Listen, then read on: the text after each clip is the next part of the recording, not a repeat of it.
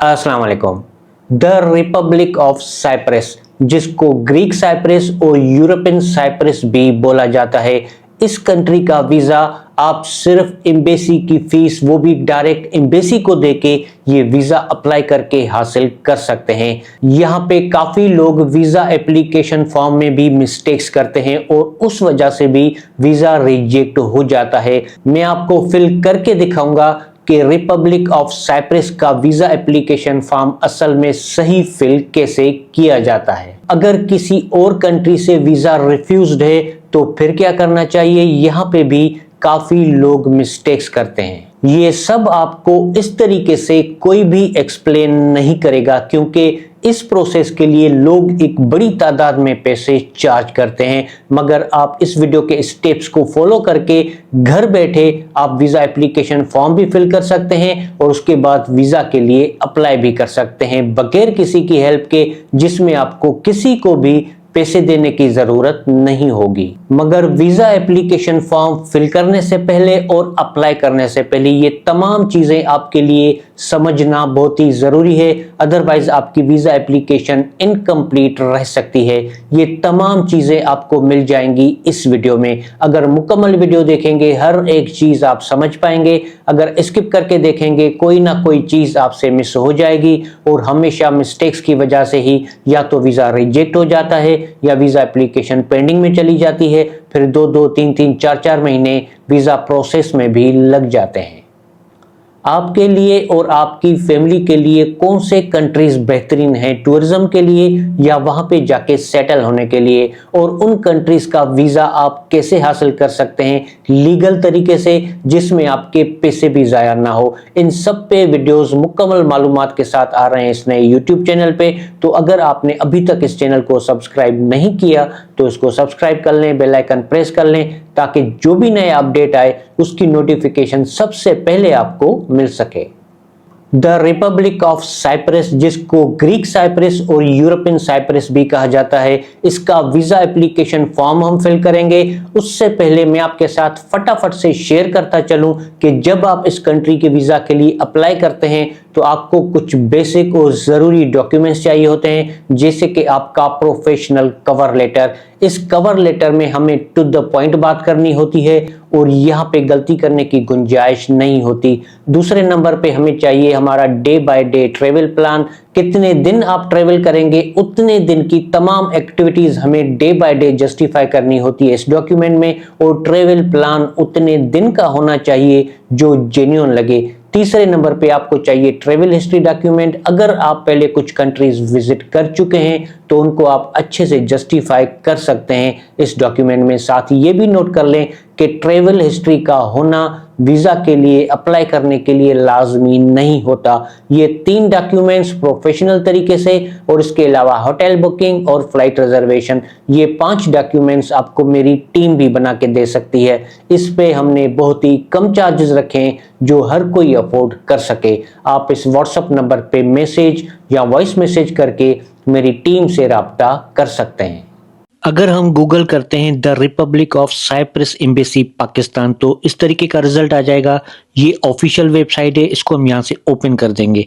पाकिस्तान में इस्लामाबाद में और कराची में कॉन्सुलेट मौजूद है। उसकी details, address, phone number, fax, email address, ये तमाम चीज़ें यहाँ पे मौजूद हैं। तो अगर आप कांटेक्ट करना चाहें, अपॉइंटमेंट लेना चाहें तो यहाँ से ले सकते हैं।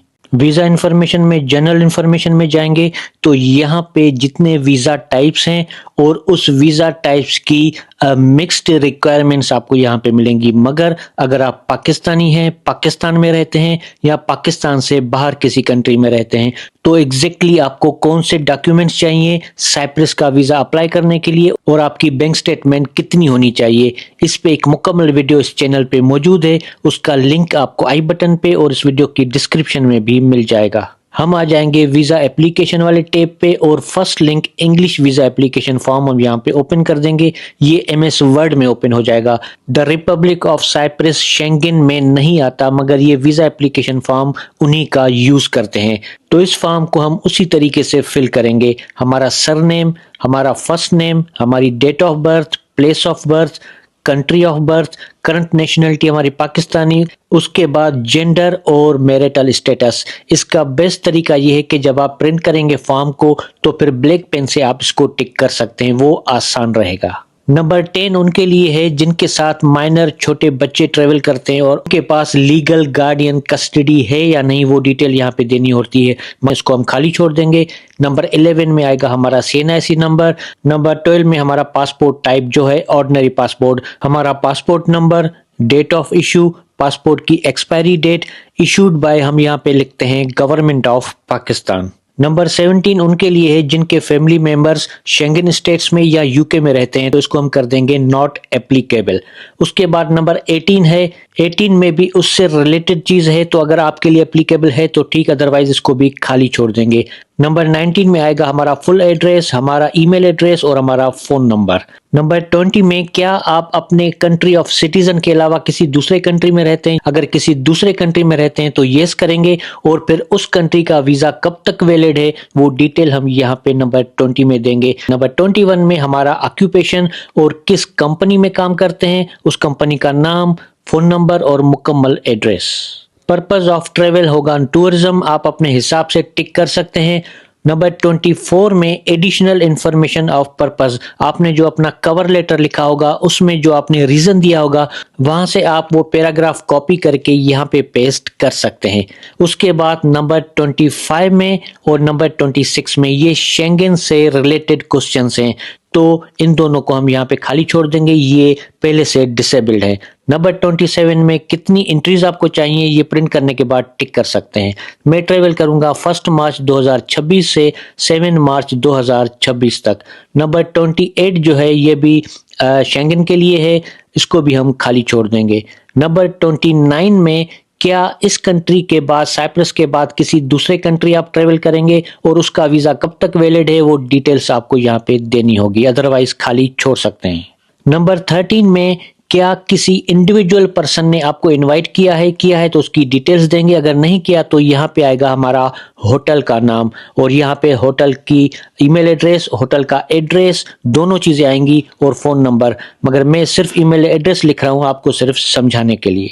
नंबर 31 में पूछ रहा है किसी कंपनी ने या ऑर्गेनाइजेशन ने क्या आपको इनवाइट किया है तो डिटेल्स दें, अदरवाइज इसको हम करेंगे नॉट एप्लीकेबल। 32 में कॉस्ट ऑफ ट्रेवल, इसकी कॉस्ट आप करेंगे या कोई स्पॉन्सर करेगा? अगर आप खुद करेंगे तो यहां से हम टिक करेंगे बाय द एप्लीकेंट। और किस तरह से अपने आप को सपोर्ट करेंगे तो नॉर्मली हम यहां से टिक करते हैं कैश, अगर किसी के पास क्रेडिट कार्ड है तो वो भी टिक कर सकता है, तो आप अपने हिसाब से कर सकते हैं।